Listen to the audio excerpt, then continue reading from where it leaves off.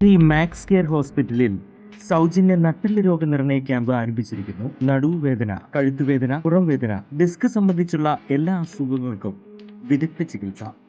താക്കോൽദാര ശസ്ത്രക്രിയകൾ, spine fusion ശസ്ത്രക്രിയകൾ, നട്ടെല്ലിൽ ഉണ്ടാകാവുന്ന വളവുകൾ, നട്ടെല്ല് രോഗ വിദഗ്ധൻ ഡോക്ടർ ധീരജൻ എന്ന ഡോക്ടറുടെ സേവനം. കൂടുതൽ വിവരങ്ങൾക്ക് 9188401016. Max Care hospital, Vadakkanchery. Vadakkanchery പുഴ നവീകരണ പ്രവൃത്തിയുടെ ഭാഗമായി നേരത്തെ പുഴയിൽ അടിഞ്ഞുകൂടിയ ചെളിയും മണ്ണും നീക്കം ചെയ്യുന്നതിന് സ്പോട്ട് ഓപ്ഷൻ നടപടികൾക്ക് അംഗീകാരമായി. പ്രളയത്തിലും അതിവർഷത്തിലും അടിഞ്ഞുകൂടിയതുൾപ്പെടെ നവീകരണ പ്രവൃത്തികളുടെ ഭാഗമായി പുഴയിൽ നിന്നെടുക്കുന്ന മണ്ണ് നീക്കം ചെയ്യുന്നതിനുള്ള നടപടിക്രമങ്ങൾ ലഘൂകരിക്കുന്നതിനാണ് സ്പോട്ട് ഓപ്ഷൻ നടത്താൻ അംഗീകാരമായത്. വാഴാനി ജലസേചന പദ്ധതിയുടെ സമഗ്രമായ നവീകരണം ആവശ്യപ്പെട്ടുകൊണ്ടുള്ള സബ്മിഷൻ ശ്രീ സേവ്യർ ചിറ്റിലപ്പള്ളി MLA നിയമസഭയിൽ അവതരിപ്പിച്ചിരുന്നു. 2018 പ്രളയവും തുടർ വർഷങ്ങളിലെ അതിവർഷവും പുഴയിലെ ചിറകളും മെയിൻ കനാലും ബ്രാഞ്ച് കനാലുകളും തകർച്ചയിലാണ്. ഇടിഞ്ഞു തുടങ്ങിയിരിക്കുന്നു. ചളിയും മണ്ണും നീക്കം ചെയ്യേണ്ടതുണ്ട്.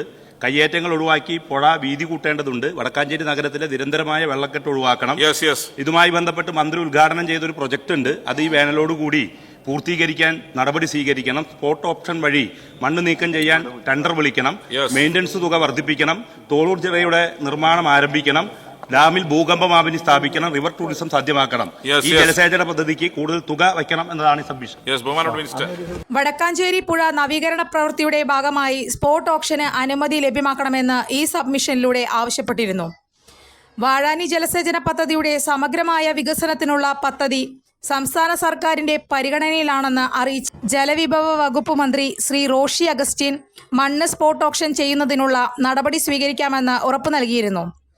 നിയമസഭയിൽ സബ്മിഷൻ വഴി വിഷയം ഉന്നയിച്ചതിന്റെയും തുടർ നടപടികൾ സ്വീകരിച്ചതിന്റെയും ഭാഗമായാണ് സ്പോട്ട് ഓപ്ഷൻ നടത്തി മണ്ണ് നീക്കം ചെയ്യുന്നതിന് അംഗീകാരമായതെന്ന് സേവ്യർ ചിറ്റിലപ്പള്ളി MLA വ്യക്തമാക്കി. വാഴാനി മലയോര വനമേഖലയിൽ നിന്ന് ആരംഭിച്ച് സമുദ്രനിരപ്പിൽ കോൾനിലങ്ങളോട് ചേർന്ന് കടന്നുപോകുന്ന ഈ ജലസേചന പദ്ധതിയിലെ പുഴ ജലപാത ടൂറിസത്തിന്റെ അനന്ത സാധ്യതകളാണ് തുറന്നിടുന്നത്.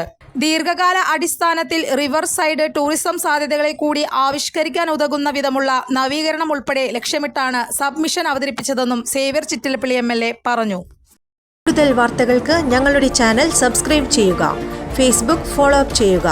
വാർത്തകൾ വേഗത്തിലറിയാൻ Anytime News.